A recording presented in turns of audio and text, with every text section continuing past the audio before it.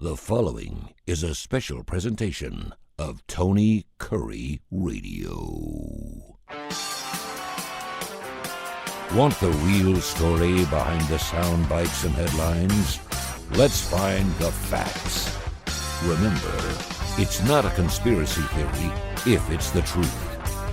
You are not paranoid or confused. You just need to know.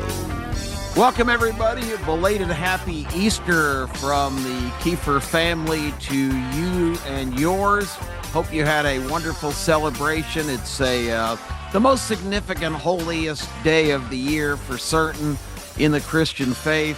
It's the day of the absolute renewal of faith, the abundance of joy and appreciation, and really the basic premise of what the Christian religion is founded upon, that the Son of God came back to earth in human form to die on the cross, atone for sinners, and really set the stage for the life that we all lead. And it's a holy day. It's a special family day. Was privileged to spend the day in Tuscaloosa. My son's very serious relationship. Probably, I'm not going to look too much in the crystal ball, but likely future daughter-in-law.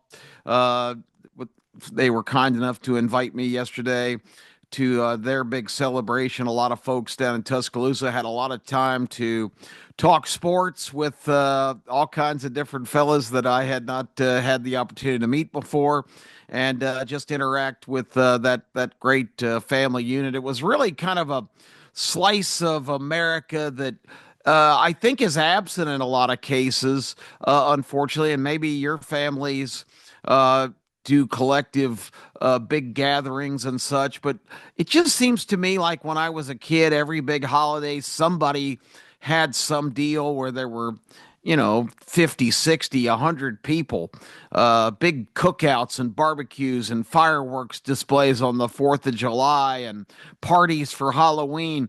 And is it me, or have we kind of gotten away from that as a culture and kind of just, I don't know, descended back into our homes, never to come out or be seen, because we've got everything at our fingertips electronically to interact with people?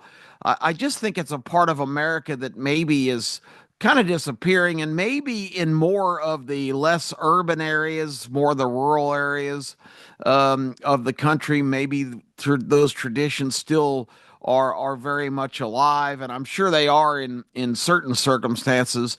But it just seems to me in my younger years that was kind of the norm, and now it's kind of unusual to find yourself in a gathering. There were probably 40 or so people yesterday, but it was a delightful opportunity to just kind of get back to some roots and, remember what holidays used to be about. Too many times with no work going on, days off for certain holidays, I find that many of these, particularly Easter's past, I've spent a lot of time just sitting around by myself. And so I again want to express my appreciation to my host yesterday down in Tuscaloosa, my daughter-in-law, Brooke Houston, the Houston and the related families that had me down yesterday for that. I want to talk a little bit about some of the nonsense that we're seeing going on in the news. I don't want to harp on it. I touched on it last week, but we're really seeing an absurd situation in this country that I hope all of you, your antennas have come up, and you really kind of understand what we are witnessing here, because the whole story of this guy from Maryland, and the fact that I even just slipped up and said he's from Maryland. He's not from Maryland. He's from San Salvador, El Salvador. This guy Garcia who is more in the news now than any world leader, any other issue, because the Democrat run mainstream legacy media, lame ass media is what I call it. Uh, they are making such a big story about this, and this senator. First of all, if you're from Maryland, I originally grew up my first 9 years of life in Rockville, Maryland, born in Washington D.C., and I'm ashamed of my Maryland roots because of the absolute nonsense of their one of their senators, uh, this Van Hollen character, who is making the biggest deal about this Garcia guy being deported to San Salvador. Uh, we will get into the kind of the minutia of this in just a minute. But of course, he's already grandly flown on taxpayer dollars to El Salvador, demanding to see this guy. That we don't even really know what his status is there. The president of El Salvador said he's not returning him to the United States, that he is a recognized criminal terrorist, a member of the MS-13 gang, one of the most vicious gangs responsible for crime waves, for assaults, for child rapes, for murders. MS-13 is hardcore. Donald Trump signed an executive order on his first day in office declaring MS-13 and the Venezuelan equivalent Tren de Agra as terrorist organizations, which gives him wide sweeping powers to throw these guys out of the country. And you've got a lot of this debate going on that Garcia was mistakenly ejected. I love this from this senator, and what I wanted to finish that thought was, I'm ashamed to have lived in Maryland and to have a lot of Maryland relatives and roots, because Maryland elected a guy like Van Hollen as their senator, and this guy is just a grandstanding, typical, look at me. I'm doing all this great work for democracy and protecting the Constitution and the rights. This kills me. The rights of this Marylander, this resident of our state, this father, this exemplary citizen who wears gear that identifies himself as an MS-13 member, has all the tattoos of membership with their slogans and their symbols. On his knuckles, he has the coded message MS-13. This guy has got a long history of associating directly with this organization that's been declared terrorist, and yet this senator and the media just continues to slam down your throat that this guy is just a regular dude, a father, a husband, a Marylander. First of all, this guy, I don't care where he sets up shop, he is not a Marylander. He is not a citizen of Maryland. He is not even a resident of Maryland. He is an intruder in Maryland because the way this guy entered the country, he came in 2012 illegally. He did not come through the proper channels. He has never had a proper immigration hearing or entered the process to try and do it the correct way. People use the word immigrant to describe people like this. I've said it many times on various broadcasts, including this one, that immigration is a legal process. Immigration is not somebody who sneaks into the country and avoids detection and just tries to blend in and disappear. Immigration is a legal process. This guy is an invader. This guy is a migrant criminal, alien.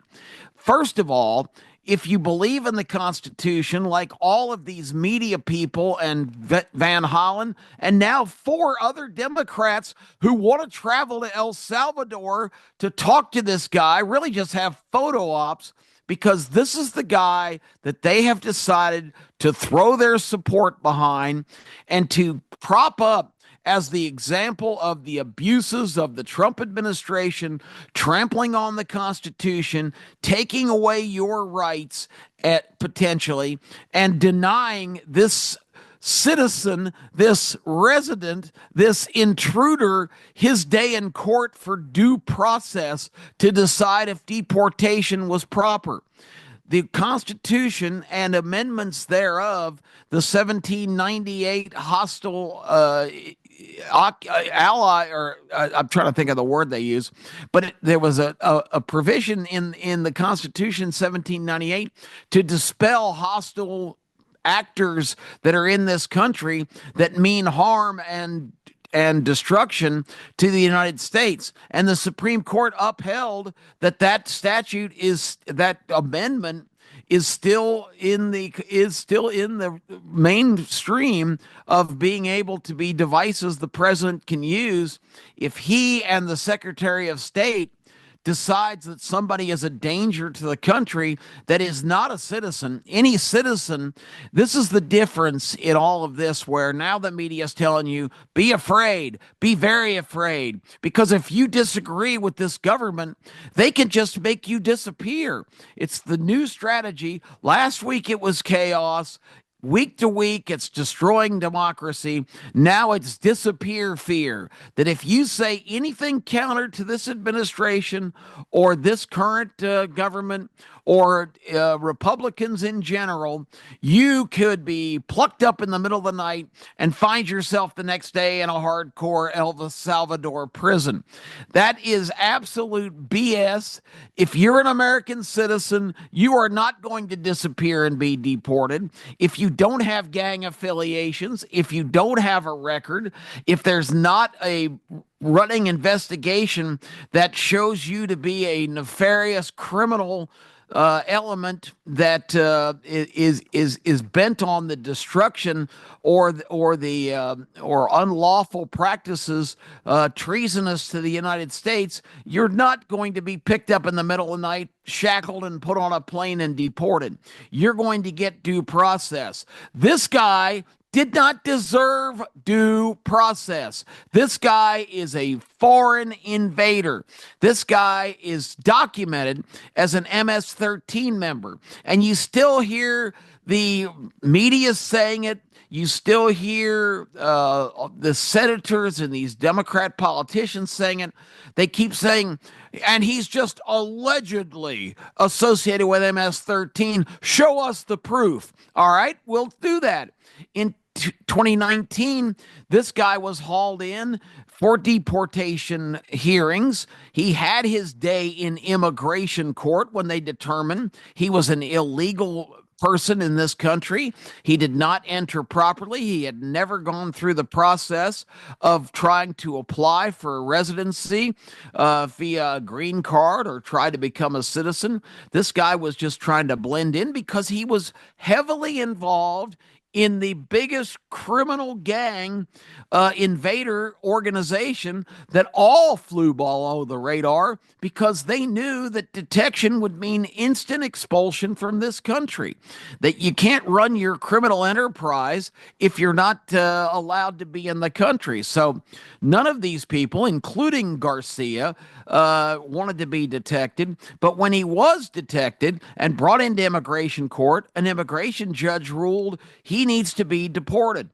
Then he appealed. His lawyers, once again, funded by nefarious. This guy didn't have the money or the means or the clout to have these highfalutin law firms defending him. But when you've got guys like George Soros, who was awarded the Presidential Medal of Freedom by the Biden administration at the end of his term, which is probably the biggest insult to any American award or honor ever bestowed on an individual, because George Soros is hell-bent on one thing and one thing only: to take down this country and put it into this globalist column where he and all these other self-proclaimed elites, guys that are smarter than everybody else, smarter than you and me, they know better what's good for the whole world than any of us do, and they don't give a damn about this country. They want to they want its wealth, they want its strength, they want its might, they want its resources to wield their influence all over the world. George Soros has funded with billions of dollars of ill-gotten gain on his part because he's been basically manipulating money markets and just going through the darkest ways of amassing a fortune possible, ruining people and industries and countries in the process. It kills me that if you Google George Soros, it says American philanthropist. Yeah, philanthropist and American. So, once again, George Soros not only funding all of these nefarious organizations and people trying to cause total unrest in this country, but he also has put millions of dollars into one of the most fundamental things in our country, our election system. This guy is finding these people to run for things like secretaries of state in states, the people that oversee elections, and local people, officials like registrars and county clerks and just bureaucratic people that are involved in the election process. And he's bankrolling these elections in all these podunk places around the country. Because remember, I've quoted it before, Joseph Stalin, probably the most evil dictator in the history of the world. He was Stalin's legacy coming along at the same time as Adolf Hitler, who gets credit for being the worst despot ever to rise to power. But Stalin was his clear rival. Stalin says it doesn't matter who casts the votes, it's who counts the votes. And George Soros and his organizations have taken that to heart. This is the funding mechanism for just about everything wrong in this country right now, and for all of the counterculture, want to topple America, hates the idea of democracy, hates the idea of you having individual rights. Anyway, to get back on the source subject, now that we know where all the financing for all this nonsense is coming from, this guy Garcia, being referred to as a Marylander and a father and a citizen of America that is duly promised due process, is utter baloney. We have laws on the books where if the president and the secretary of state decides that somebody is a nefarious criminal, they can take executive action and get their ass out of the country. It's been going on for years. Deportations under the first Obama administration were by the tens of thousands, but nobody batted an eyelash back then because, once again, Obama was above criticism. He was the Messiah. He could do whatever he wanted. But because there's such opposition to Trump, they have to find and you saw it coming. I said it. I heard other analysts say it. You watch when this program starts right after inauguration, where Tom Homan and ICE and the Department of Homeland Security under now Kristi Noem, former governor of South Dakota, when they got rolling and started deporting people, they were going to find some example of somebody who was unfairly sent out of the country, who did not have due process, who did not have his day in court. And guess what? They landed on this Garcia character and they pushed all their chips. If you're familiar with poker, if you go all in in Texas Hold'em poker.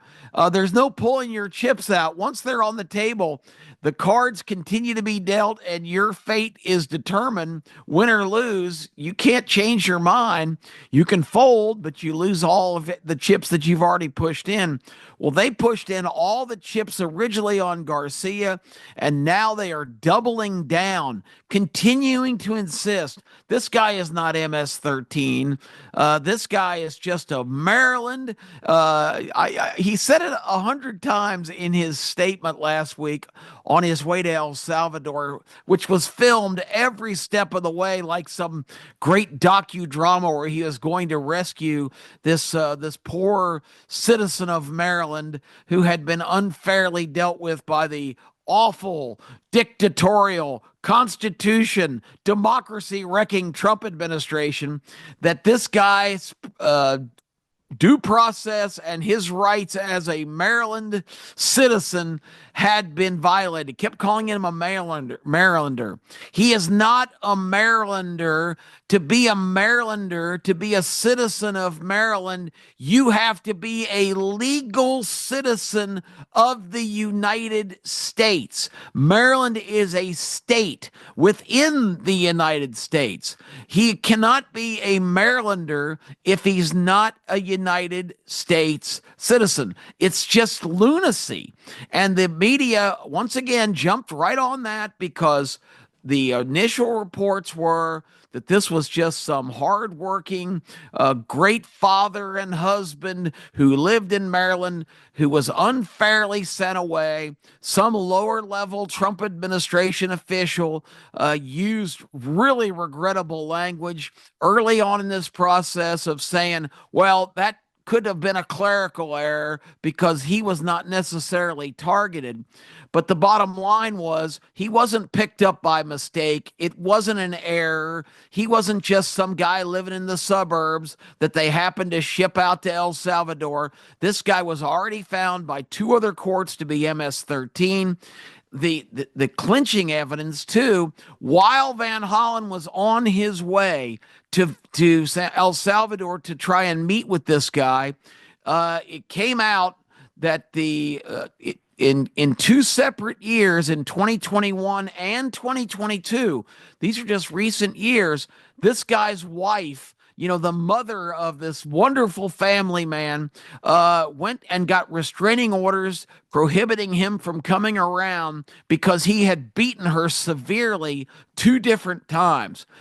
So now you've got the senator flying to El Salvador to go and defend his wife-beating client or his resident of Maryland, the illustrious Mr. Garcia, who's accused of wife beating. Then it came out 2 days later that in 2022 also, while driving in a rental van that emanated from Texas, filled with 8 people that were undocumented citizens, the Tennessee Highway Patrol on his way, Garcia driving without a license, is going through Tennessee with 8 illegal migrants in the car and going from Texas to Maryland. Now, the interesting thing about this is none of these passengers in the car had any luggage whatsoever. The clothes on their back was all that they possessed. And here he's driving a rental van, doesn't have a license, so there's no way he could have rented it. It was once again, obviously, another situation where one of these wonderful organizations funded by Mr. Soros or one of his subservient feeder organizations had made all these arrangements. And Mr. Garcia was happily transporting and speeding, by the way, through Tennessee with 8 illegals in the car with no luggage, no papers, no identification. And they all used the no speak English defense. And somehow some way, the Biden State Department or Department of Justice, somebody interceded and told the Tennessee Highway Patrol, yeah, just let them go on their way. It's all good. We got this covered. And it just goes to show you how deep the layers of influence were in this corrupt administration. I don't even like calling it the Biden administration. He was a figurehead. He was a puppet. He had no idea what was going on. It was Obama personnel from his White House staff with the big guy Barack calling the shots. As he once said in an interview, he dreamed of being behind the scenes and still being in charge. That's what we've had the last 4 years. This guy with no license and a van full of illegals with no identification, no paperwork, and no luggage. This was clearly a transport to bring them to Maryland and distribute them in whatever kind of human trafficking or other gang related activities that they had in their future. So, the bottom line is this guy is not the poster boy. This guy is not a Marylander. This guy is not a U.S. citizen. And for them to imply that you're in danger because this guy can be deported because he's an MS-13 gang member, it's irrefutable. It's absolutely a fact. It's documented in 2 other court proceedings in 2019 in 2 different courts. This guy was ordered deported. He had fancy, high-priced lawyers. Where do those come from, I wonder? How does a guy like Garcia, an illegal migrant invader in the country, get one of the leading law firms in the country to go to court and get him an exemption from deportation in 2019 because there was a rival gang in El Salvador that had vowed to kill him. They'd had a long-running dispute with his family. His lawyers convinced another judge that deporting him to El Salvador would be life-threatening for this individual. So they said, okay, well, you don't deport him there. But he needs to be deported. He could have gone to any other place in the world. They could have sent him to Syria. They could have sent him to Pongo. I don't know. I'm just thinking of the Canary Islands, wherever. But the bottom line is because the system is corrupt, he just blended right back into the woodwork again, never to be bothered until this latest roundup where he did get deported because he is an MS-13 member. He is a wife beater and a criminal. He is a vicious threat to society, and he's a human trafficker. We have all that documented, and yet the media continues to paint this guy as just a good old fella from Maryland who the evil Trump administration has persecuted and unfairly sent away without his day in court. He's not an American citizen. He is in a recognized terrorist organization. They don't get due process. They just get expelled from the country. Period. End of story. And all of these heartstrings they're pulling of people that don't really follow what's going on, the media reports, and people that get their news from the New York Times or the CBS, NBC, ABC, CNN conglomerate of leftist thought, the state-run media of the Democrat Party, the leftist extremist Democratic Party, if they get their information from there, they are convinced that this guy was just a regular old Joe in Maryland, drinking beer on the weekends, going to his kids' ball games, just being a good old fella, resident of Maryland. Well, once again, he can't be a resident and a citizen of Maryland if he's not a United States citizen and he's here in the country illegally. This guy is a criminal just on the fact that he entered this country and has been here basically living off all of the taxpayer dollars and all of the nefarious support he gets from all these different organizations in a vicious criminal gang for the last 13 years. It's about damn time they shipped his ass out of here. And that's the way I feel, and that's the way it is. And anybody who is sympathetic to this situation is just not looking at all aspects of the situation. They're just buying the BS they're being fed, and that's being crammed down their throat every day in the American media. Marylander? No, no, not a citizen, not a Marylander, not a sympathetic figure. They picked the wrong guy to put on the pedestal to demonstrate how reckless the Trump policies are.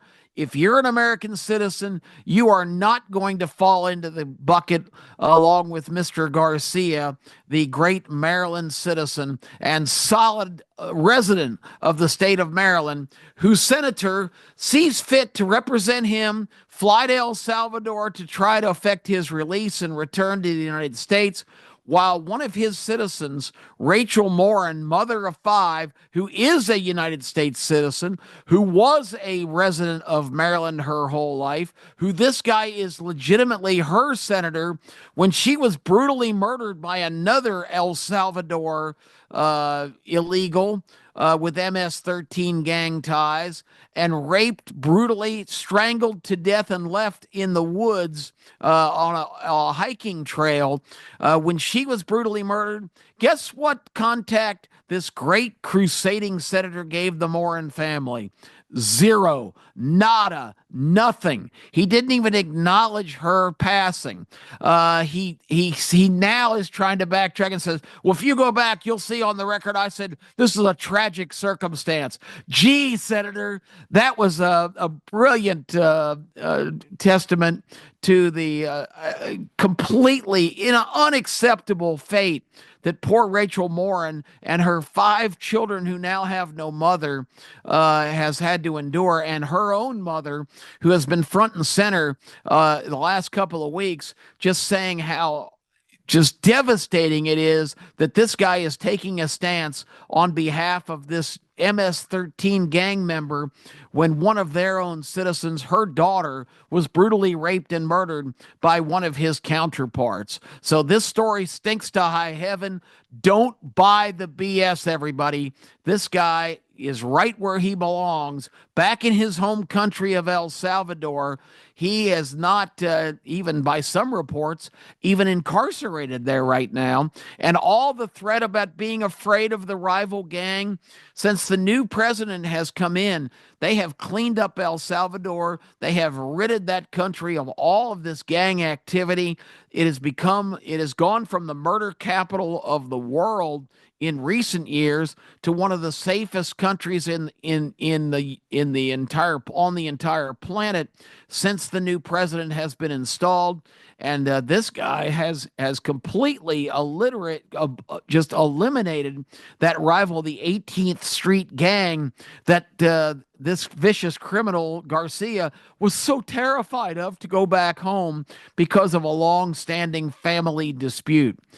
So we don't want to be redundant, but I just want to drive home the point that everything they're telling you in the mainstream, lamestream, bogus media is total BS. That's all I got for this week. I hope you had a wonderful Easter. Your spirits are renewed. Go out and do something great. Be kind to each other, and love your family, and celebrate your friends. It's great to be an American. It's a privilege to be an American, and none of us need to ever forget that. I'm Kip Kiefer. We'll be with you again next week right here on another edition of Need to Know.